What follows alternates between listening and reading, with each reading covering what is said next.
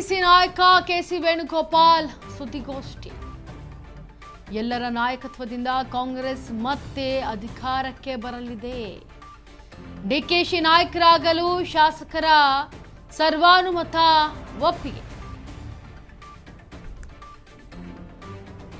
ನೋಡಿ, ಎಐಸಿಸಿ ನಾಯಕ ಕೆಸಿ ವೇಣುಗೋಪಾಲ್ ಸುದ್ದಿಗೋಷ್ಠಿಯಲ್ಲಿ ಭಾಗಿಯಾಗಿ ಸುದ್ದಿಗೋಷ್ಠಿ ಆರಂಭ ಆಗಿರೋದ್ರಿಂದ ಸುದ್ದಿಗೋಷ್ಠಿಯಲ್ಲಿ ಮಾತನಾಡ್ತಾ ಇದ್ದಾರೆ. ಡಿಕೆಶಿ ನಾಯಕರಾಗಲು ಶಾಸಕರ ಸರ್ವಾನುಮತ ಒಪ್ಪಿಗೆ ಇದೆ.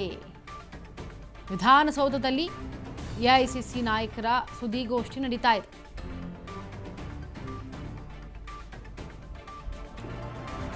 ಎಐಸಿಸಿ ನಾಯಕ ಕೆಸಿ ವೇಣುಗೋಪಾಲ್ ಸುದ್ದಿಗೋಷ್ಠಿಯನ್ನು ಮಾಡಿದರು. But with one word he replied, in his heart only Congress is there. The decision of the Congress High Command, decision of the party is the decision of Siddaramaiah ji also. He proved it in a bigger way.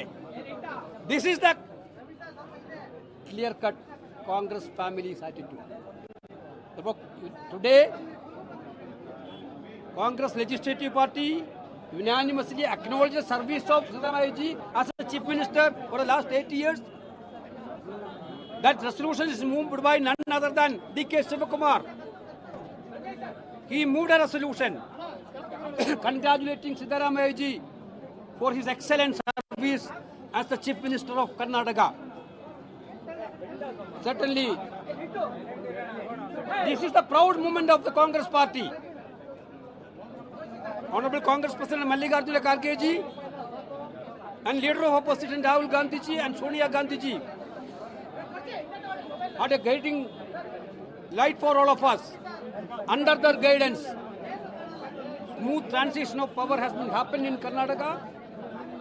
Therefore, now onwards, under the leadership of D.K. Shivakumar, Congress is going to come back again with the support of Siddaramaiah ji. You take it from us, 2028, Congress is going to come back again in Karnataka with support of all leaders. This is what I want to say.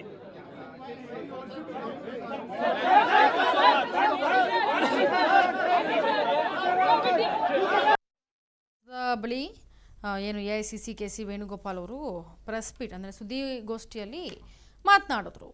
ಈಗ ಸಿದ್ದರಾಮಯ್ಯನವರು ಕೊಟ್ಟಿರುವಂತಹ ಆಡಳಿತ ಜೊತೆಗೆ ನೂತನವಾಗಿ ಆಯ್ಕೆ ಆಗಿರುವಂತಹ ಡಿ.ಕೆ. ಶಿವಕುಮಾರ್ ಅವರು ಮುಖ್ಯಮಂತ್ರಿ ಸ್ಥಾನವನ್ನು ನಿಭಾಯಿಸ್ಕೊಂಡು ಹೋಗ್ತಾರೆ. ನನಗೆ ತುಂಬ ಪ್ರೌಡ್ ಆಗ್ತಾ ಇದೆ, ತುಂಬ ಖುಷಿ ಆಗ್ತಾ ಇದೆ. ಇತ್ತೀಚಿನ ದಿನಗಳಲ್ಲಿ ನಮ್ಮ ಕಾಂಗ್ರೆಸ್ ಪಾರ್ಟಿ ಎಷ್ಟರ ಮಟ್ಟಿಗೆ ಬಲದಿಂದ ಇದೆ ಅನ್ನೋದು ಗೊತ್ತಾಗ್ತಾ ಇದೆ ಅಂತೇಳಿ ಪ್ರೆಸ್ ಮೀಟ್ನಲ್ಲಿ ಮಾತನಾಡ್ತಾ ಇದ್ರು. ಜೊತೆಗೆ ಈ CLP ಸಭೆ ಆದ ಬಳಿಕ ಸುದ್ದಿಗೋಷ್ಠಿಯನ್ನು ಮಾಡ್ತಾ ಇರೋದ್ರಿಂದ ಈಗ ಕಾಯ್ತಾ ಇದ್ದಂತಹ ಸುದ್ದಿಗೋಷ್ಠಿ ಇದೆ. ಎಲ್ಲರೂ ಕೂಡ ಕಾತರದಿಂದ ಕಾಯ್ತಾ ಇರುವಂತಹ ಸುದ್ದಿಗೋಷ್ಠಿಯಲ್ಲಿ ಮಾತನಾಡ್ತಾ ಇರೋದು. ಸೊ ಸಿದ್ದರಾಮಯ್ಯನವರು ಕೂಡ ಇದ್ದಾರೆ, ಉಪಮುಖ್ಯಮಂತ್ರಿಗಳಾಗಿದ್ದಂತಹ ಡಿ.ಕೆ.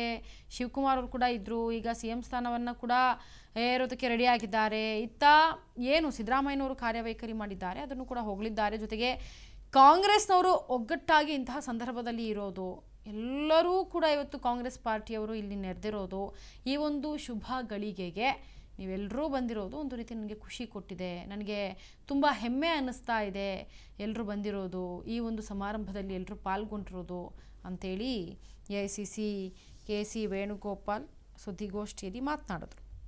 ಸದ್ಯ ಸಿದ್ದರಾಮಯ್ಯನವರ ಈ ಒಂದು ಕಾರ್ಯವೈಖರಿ, ಇನ್ನು ಮುಂದೆ ಕಾರ್ಯವೈಖರಿನ ನಡೆಸಬೇಕಾಗಿರುವಂತಹ ಡಿ.ಕೆ. ಶಿವಕುಮಾರ್ ಇಬ್ಬರನ್ನು ಕೂಡ ಹಾಡಿ ಹೊಗಳಿದ್ದಾರೆ. ಜೊತೆಗೆ ಅವರ ಒಂದು ಕೆಲಸ ಏನಿರುತ್ತೆ ಅದನ್ನು ಅವರು ಅಚ್ಚುಕಟ್ಟಾಗಿ ನಿಭಾಯಿಸ್ಕೊಂಡು ಹೋಗಬೇಕಾಗತ್ತೆ ಅನ್ನೋ ಒಂದು ಕಿವಿ ಮಾತನ್ನು ಕೂಡ ಹೇಳ್ತಾರೆ.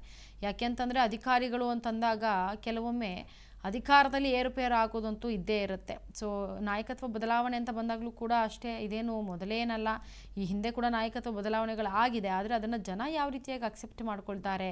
ಈಗ ಒಬ್ಬ ನಾಯಕ, ಅದೇ ನಾಯಕ ನಮಗೆ ಅಂತ ಫಿಕ್ಸ್ ಆಗಿಬಿಟ್ಟಿರ್ತಾರೆ.